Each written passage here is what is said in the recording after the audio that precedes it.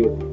पण त्यावेळेस एक्झिस्टिंग जे काही आरक्षण होतं 22.5% एससी आणि एसटीचं, आणि असा समज आहे की त्या कमिशनच्या आपल्या इंदिरा साहनीच्या केस पासूनच अधोरेखित झालं की 50%च्या वरती आरक्षण देता येत नाही.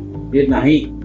मध्यंतरी त्या बालाजी वर्सेस तुमच्या मद्रासच्या या केसमध्ये 1963 का 65 अशा सुप्रीम हायकोर्टाचा निर्णय आलेला आहे, आणि त्या निर्णयामध्ये 50%च्या आरक्षणाची सिलिंग ही त्याच वेळेस लागलेली आहे. हे केंद्र सरकारला माहिती होतं, आणि म्हणून हे जे काही मंडल कमिशनने सुचवलेले जे काही 50%, 52% जे जितकी जागा आहे त्याच्या संख्या आहे तितके आरक्षण देण्याच्या संदर्भातली भूमिका ही त्याची स्वीकारता येत नव्हती.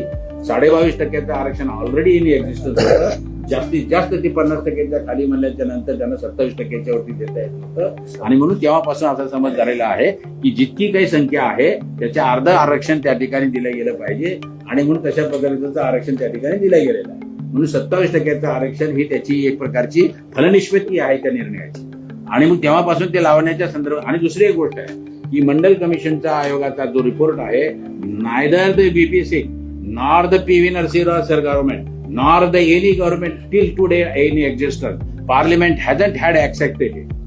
त्याने अधिकृतरित्या तो ऍक्सेप्ट केलेला नाही.